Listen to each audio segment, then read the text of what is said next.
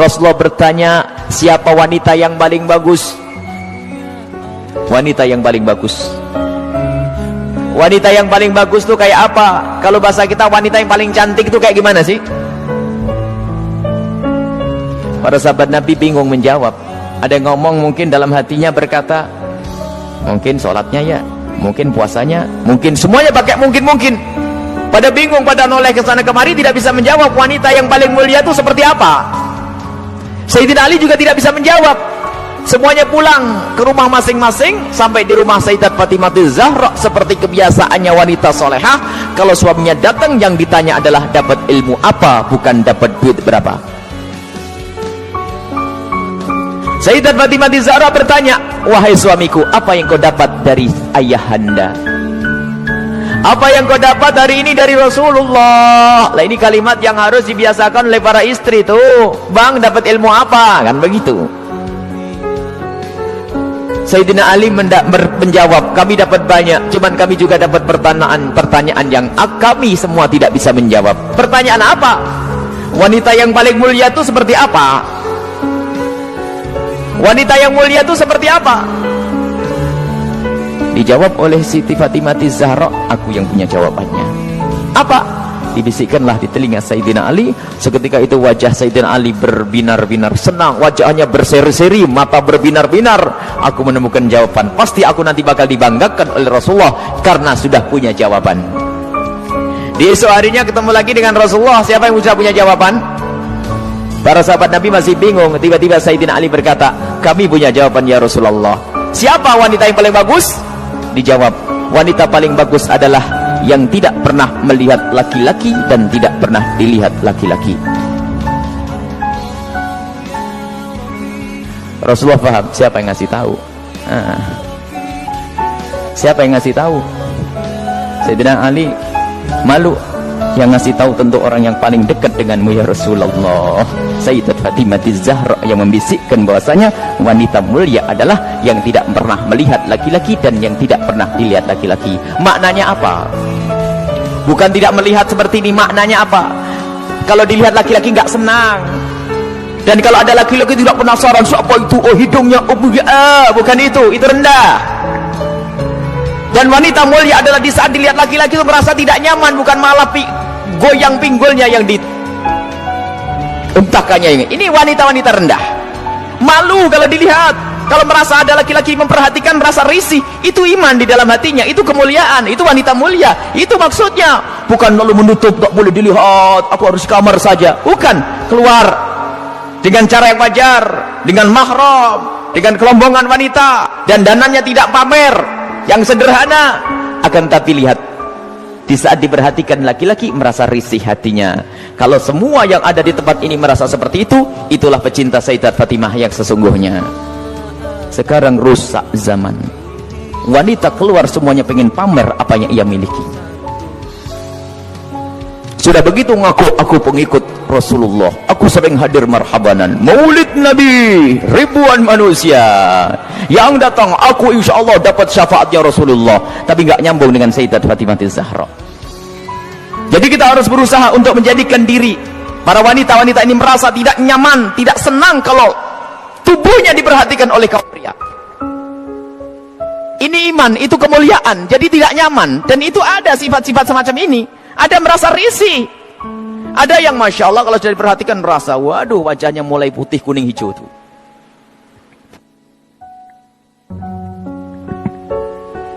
Ada kalau sudah diperhatikan laki-laki berubah semuanya, mulai cara berjalannya, mulai cara ininya masya Allah, sampai cara ngomongnya di model-model. Pasti itu wanita yang tidak pernah kenal Sayyidat Fatimah Zahra. Dan ini maksudnya, tidak melihat dan tidak dilihat itu adalah menjauhkan dari hatinya rasa senang pamer dan dananya. Sampai suara pun dijaga, suara dijaga. Sayyidat Fatimah Zahra suara dijaga, dan rasa malunya sangat tinggi. Sayyidat Fatimah Zahra sangat malu, pemalu beliau itu. Pernah suatu ketika berada di teras rumah, bukan di teras, karena rumah jangan dianggap kayak rumah kita. Sebab rumah Rasulullah dengan Sayyidat Fatimah Zahra kalau digambarkan, kalau Masjid Nabawi ini segede ini dulu tuh. Masjid Nabawi kurang lebihnya seperti ini, seperti Masjid Taqwa ini sebelum dikembangkan. Jadi rumah Rasulullah itu Rumah Sayyidat Fatimah Zahra ada 5x5 di situ. Seberangnya ada rumahnya Sayyidi Aisyah, di belakangnya ada rumahnya Sayyidah Saudah. Kemudian nanti istri Rasulullah yang lainnya ada dijajar begitu. Jangan dianggap rumahnya di kampung sana, di kota sini, bukan. Jadi rumahnya hanya kecil-kecil begitu. Sehingga ada fitnah yang pernah disebar bahwasanya Siti Fatimah Zahra pernah ditendang Sayyidina Umar bin Khattab. Ini kan fitnah pada Sayyidina Umar. Memangnya nggak ada yang denger yang lainnya. Oh, kecil begini, kalau sampai Siti Fatimah sampai jerit-jerit nangis pasti kedengaran. Ada ya sekelompok orang yang berdusta mengatakan Siti Fatimah Zahra meninggal karena dipukul oleh Sayyidina Umar bin Khattab, perutnya sampai keluar. Ini lucu cerita ini. Dipikir rumahnya itu di kampung sana ya, kampung sini, bukan. Itu loh rumah Siti Fatimah. Kalau ada di sekitar masjid ini, mepet.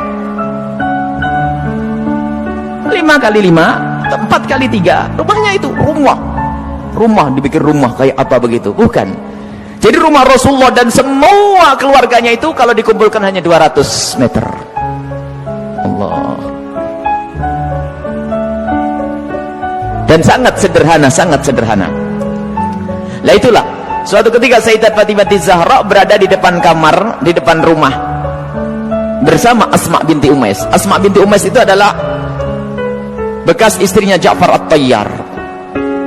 Di saat itu ada jenazah yang lewat. Dan di saat ada jenazah yang lewat, tiba-tiba Siti Fatimah menangis. Dan menangisnya nggak kira-kira. Sampai Asma ketakutan. Kenapa wahai binti Rasulillah, wahai putri Rasulullah, engkau menangis seperti itu? Ada apa? Kenapa engkau menangis? Baru setelah reda bisa menjawab, aku menangis, aku nanti pasti akan mati. Tentu engkau akan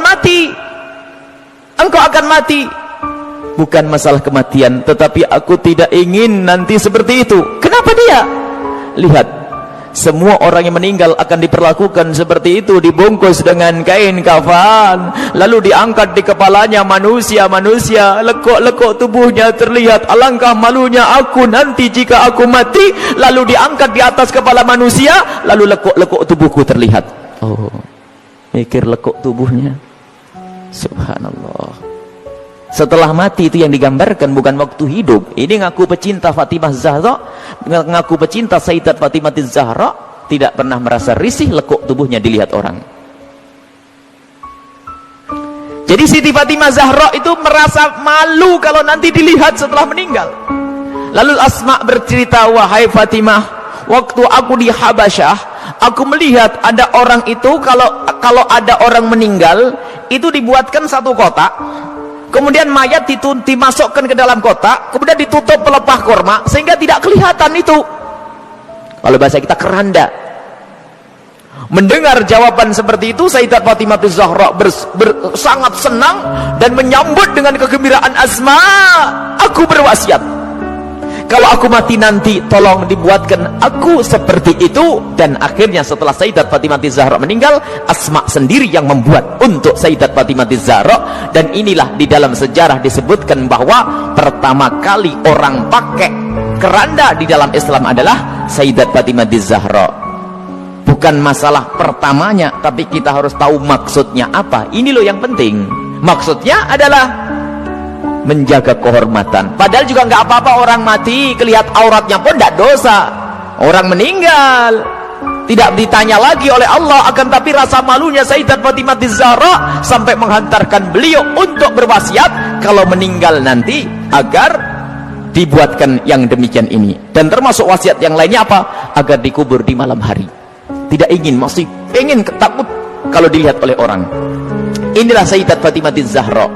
Jadi rasa malunya luar biasa. Dan ini pendidikan dari Rasulullah SAW. Memang kita harus banyak mencontoh beliau.